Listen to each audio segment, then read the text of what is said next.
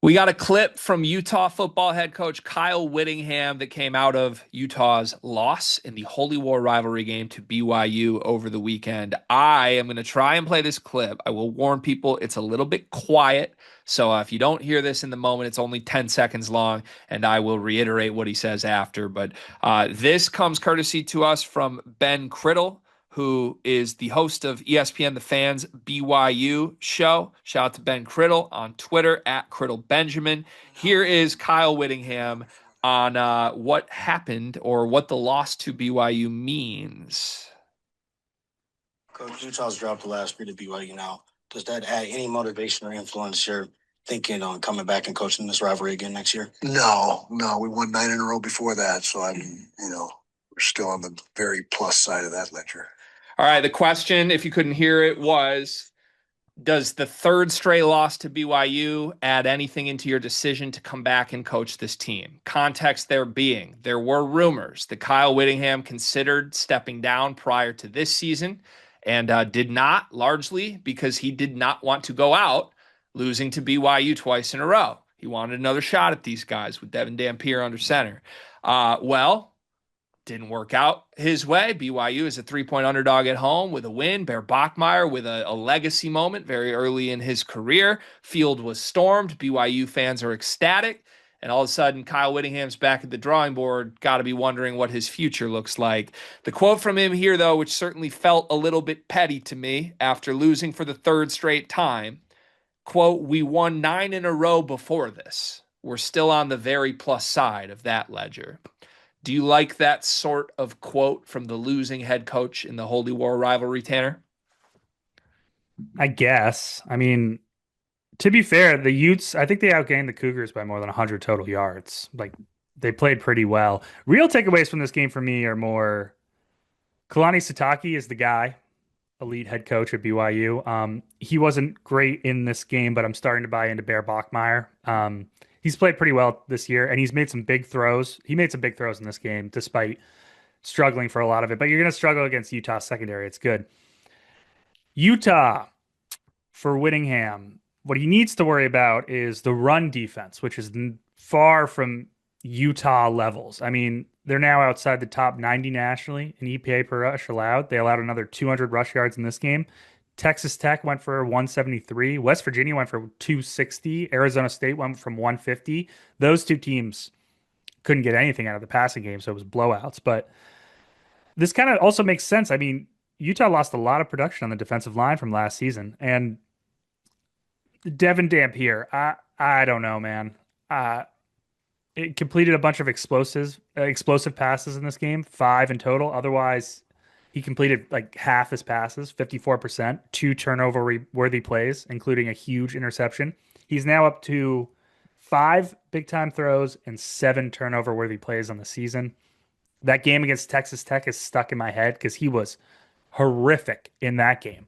And like his inconsistency as a passer, that's his downside. He's still an elite rusher for an elite rush offense with a great offensive line, but in terms of yards per dropback, he now ranks 85th nationally among qualified quarterbacks. Bachmeier's 20th.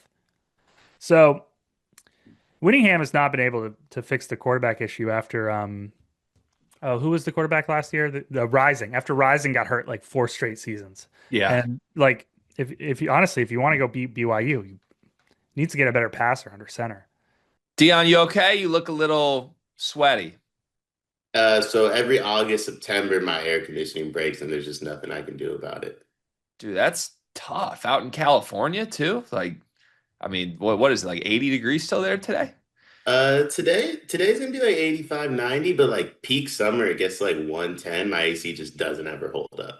I mean, it sounds like it's a bummer that you can't take advantage of Duncan Mechanical Solutions, because Duncan Mechanical Solutions is an HVAC company based in Angola, servicing the tri-state area, bringing commercial quality to the residential world with excellent customer service. You heard us talk about Duncan Mechanical last summer. If you need heating or air conditioning, kitchen or bath remodeling, or all of the above, Duncan Mechanical is the place to go in the Midwest. Go to DuncanMechanicalSolutions.com to take advantage and make sure you don't wind up like Dion. Yeah. 26-year-old Cam Rising. That was. Yeah. What an era it was for him.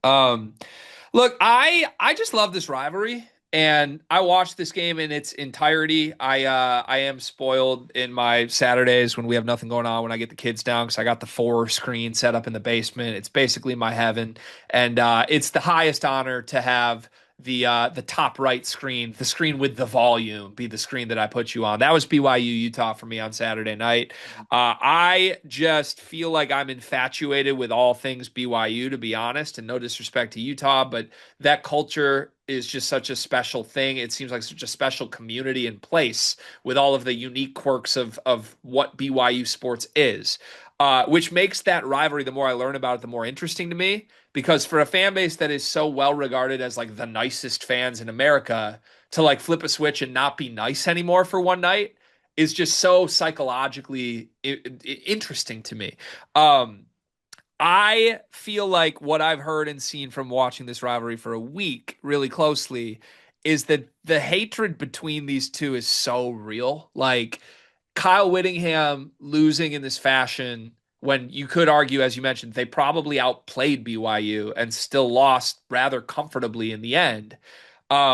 Like it's just reeks. This quote reeks of bitterness. Nobody cares that you won 9 straight. You've now lost 3 straight. They have 3 more years of Bear Bachmeyer, and then they have 3 years of Ryder Lions after it. Like, good luck. BYU is going here, and you're whimpering to the finish line of your career. You're a coach I have immense respect for, but like, this would just fall so on deaf ears for me if I'm a Utah fan, even. I don't care that we won 9 games 10 years ago. On the flip side, we've got BYU players who kind of accurately assessed what you spoke to with Dampier. It's like, well, the scout on him was if we just made him throw, he can't make those throws.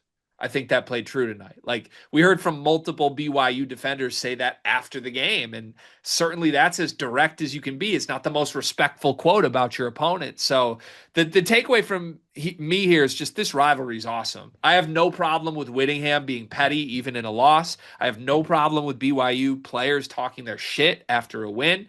This is a rivalry I want more and more and more of. Whittingham, I, I don't know that he should keep staying on to beat BYU though. Like I think BYU football is going to continue to be better and better. It's more intense too because Whittingham played at BYU and Sataki was an assistant coach at Utah. So it's Yeah. like a lot of intriguing storylines. And Whittingham has got, I don't know, he's still got some left in the tank, but like I said, the run defense is not near Whittingham levels, and he hasn't found a quarterback really during the whole since Rising wasn't hurt, which is like 5 years ago. And Yeah. so I don't know. I mean, you got to step down eventually. Yeah. It's been Well, what has it been? 18 years?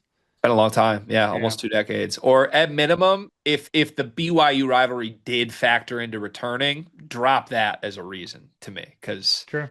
it's, 5 years ago, again, you could definitely feel like we're the better side of this rivalry. Let's keep beating them. BYU has so much money pumping into sports right now, mixed with what Sataki's building. I mean, I'd like even Bear, to your point, Bear's going to keep getting better and better. I love that kid. Like that run he had to seal the game is one of the biggest moments I feel like I've seen from a true freshman in a very long time in college football. Yeah. He's pretty good. But they have to keep playing each other, right?